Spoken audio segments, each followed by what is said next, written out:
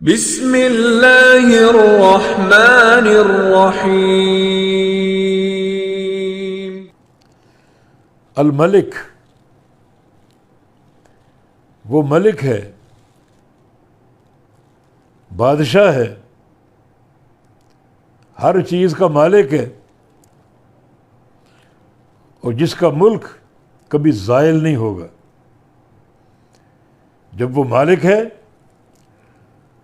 تو اسی کا تصرف اس ملک پر چلے گا۔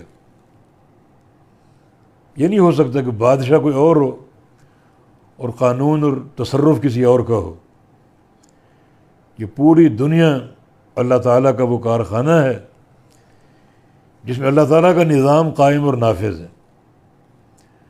اس نے مخلوقات کو پیدا کر کے چھوڑ نہیں دیا، بلکہ پوری دنیا کا ملک اپنے ہاتھ میں رکھا، خود بادشاہ بنا پوری دنیا کا۔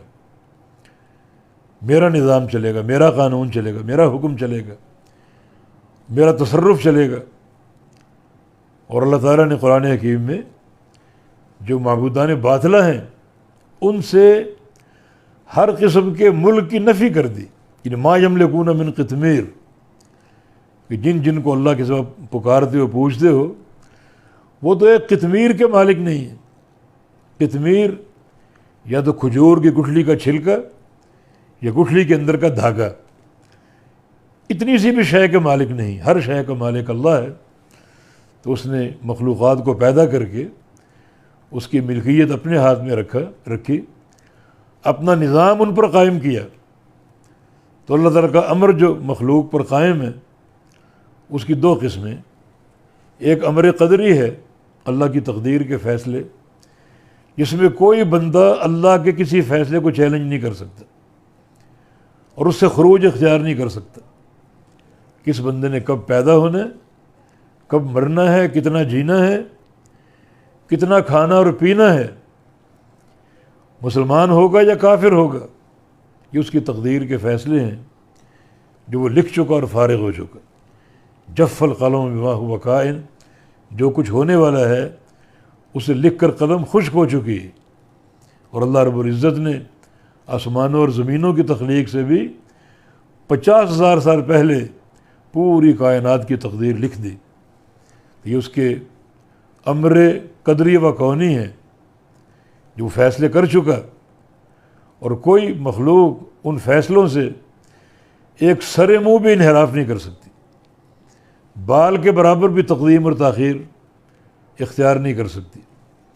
اس میں سارے بندے اللہ تعالیٰ کے مقہور ہیں اور اس کے امر کے تحت ہیں، اس کے مامور ہیں، اور کوئی بندہ نوشتہ تقدیر سے تجاوز نہیں کر سکتا۔ یہ امر قدری ہے۔ دوسرا امر شرعی، اللہ تعالیٰ کی شریعت کے امر، جیسے اقیموا الصلاۃ آتوا الزکوٰۃ اور کتب علیکم القصاص، کتب علیکم الصیام، وَلِلَّهِ عَلَى النَّاسِ حِجُّ الْبَيْتِ، یہ امر شرعی ہیں۔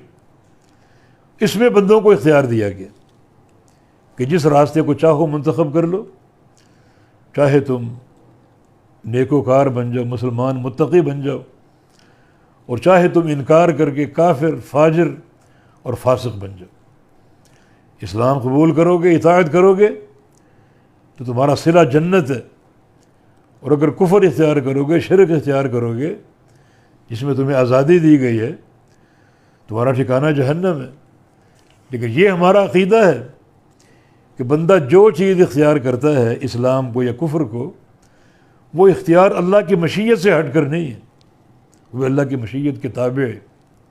اللہ تعالیٰ جانتا ہے جنت کا اہل کون ہے اور جہنم کا اہل کون ہے، اور جو جنت کا اہل ہے وہ کیوں ہے، اور جو جہنم کا اہل ہے وہ کیوں ہے۔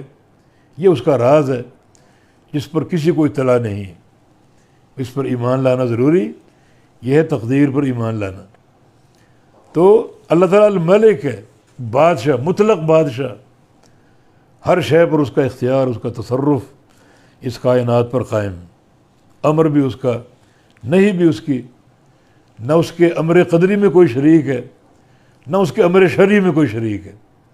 وہ لوگ بہت بڑی بھول کا شکار ہیں جو اللہ تعالیٰ کی شریعت میں امور شرعیہ میں غیروں کو شریک کر ڈالتے ہیں، ان کے فتوے لے لیتے ہیں، ان کے امر و نہی کو قبول کر لیتے ہیں، ان کے ملفوظات کی پیروی کر لیتے ہیں اور ان کو مستقل ایک اطاعت کا مرکز قرار دے لیتے ہیں۔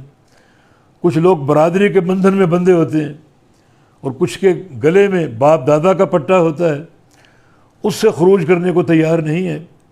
یہ ساری بغاوتیں ہیں اللہ تعالیٰ کے امر سے۔ امر شرعی صرف ایک اللہ رب العزت کا ہے، کسی کو اس میں کوئی دخل نہیں ہے۔ لِكُلٍّ جَعَلْنَا مِنْكُمْ شِرْعَةً وَمِنْهَاجًا، سب کے لیے شریعت ہم نے بنائی ہے۔ اللہ تعالیٰ کا یہ منصب اور اس کا وصف ہے۔